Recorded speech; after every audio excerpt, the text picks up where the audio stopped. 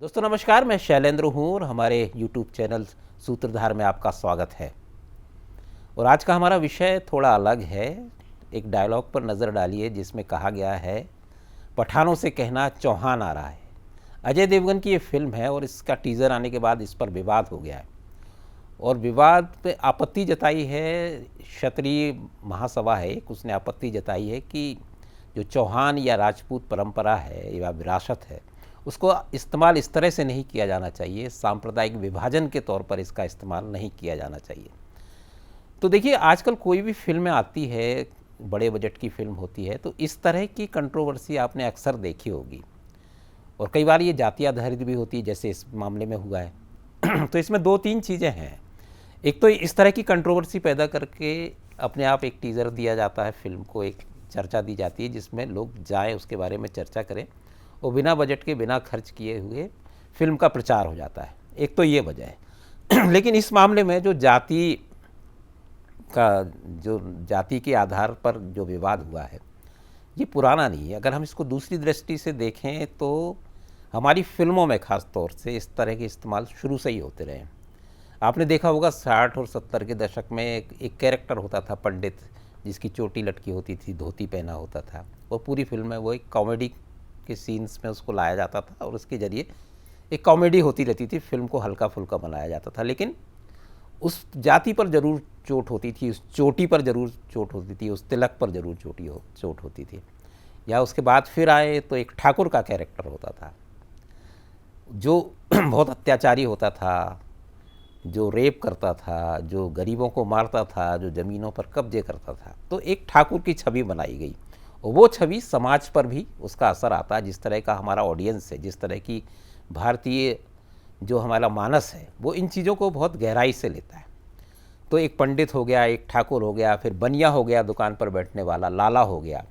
तो इनके ऐसे कैरेक्टर को ऐसा स्थापित किया गया उस चरित्र को, और उसका असर हमने देखा 80 और 90 के दशक में। फिर आरक्षण का मुद्दा आया तो किस तरह से फिल्मों के कैरेक्टर समाज पर असर करते हैं।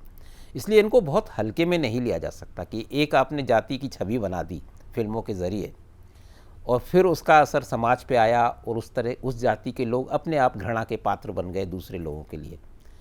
तो ये खेल बहुत चला है। ये कई बार सिर्फ मनोरंजन करने की लिहाज से अनजाने में हो जाता है फिल्मकारों से, लेकिन कई बार जानबूझ के किया जाता है विवादित। तो जो हमारा जातीय बोध है हमारे समाज का, उसमें फिल्मकारों की ये जिम्मेदारी हो जाती कि उसको बहुत उसमें ज़िम्मेदारी से चरित्रों को गढ़ना चाहिए। हालांकि आजकल की फिल्मों में वो कम हुआ है, इस तरह के कैरेक्टर कम बनाए जाते हैं। ठाकुर वाला कैरेक्टर अब गायब है, पंडित वाला कॉमेडी का कैरेक्टर गायब है। या साउथ इंडिया का कोई कैरेक्टर हम उठा लेते हैं, उससे हम उसको सिर्फ कॉमेडी कराई जाती है। उसके पहले सिखों को लेकर चुटकुले बनते थे और फिल्मों में भी कुछ कैरेक्टर ऐसे हैं। तो ये जातियों में फंसाकर हम कैरेक्टर क्यों बनाते हैं आखिर? फिर इसका इस्तेमाल हम 2000 के बाद देखें तो फिर बहुत सी फिल्में हम ले सकते हैं, चाहे पद्मावत हो, चाहे पंडित हो, चाहे पठान हो, चाहे अब ये चौहान आ रही है। इसमें जानबूझ कर कुछ कंट्रोवर्सी पैदा करने की कोशिश की जाती है और जो फिल्म का कथानक है उसमें आप देखिए, ऐसा नहीं माना जा सकता कि ये अनजाने में हुआ होगा। अब भाई उस कैरेक्टर का नाम भी है जिस पर ये फिल्म है, जिसने कश्मीर में पत्थरबाजों को से मुकाबला किया, तो उसका पोस्ट भी है, मेजर होगा, कर्नल होगा। वो क्यों नहीं कहा उसने डायलॉग में? या उसने अपना नाम क्यों नहीं लिया कि मेजर अजय आ रहा है या फलाना आ रहा है? उसने यही क्यों कहा कि पठानों से कहना चौहान आ रहा है? एक तरफ पठान वर्सेस चौहान ध्रुवीकरण करने की कोशिश की। तो जाति सुप्रीमेसी जो है वो हमारे समाज में बहुत दिखाई जाती है कि एक राजपूतों से एक कैरेक्टर जोड़ दिया गया, पठानों से एक कैरेक्टर जोड़ दिया गया, पंडितों का एक कैरेक्टर जोड़ दिया गया। क्षेत्रवाद भी खूब है कि साउथ का आदमी इस तरह से उसका एक चरित्र बना दिया गया फिल्मों में, नॉर्थ के आदमी का, पहाड़ी आदमी का। तो हमारी जो डेमोग्राफी है इतनी क्लिष्ट है कि इस तरह के समाज में वैसे ही बहुत मतभेद होते हैं और आप इस तरह की बातें करके उनको और बढ़ावा देते हैं। तो ये सारा माजरा जो है चौहान फिल्म का, हमको इससे जोड़ना चाहिए कि उसका असर समाज पर कितना होगा।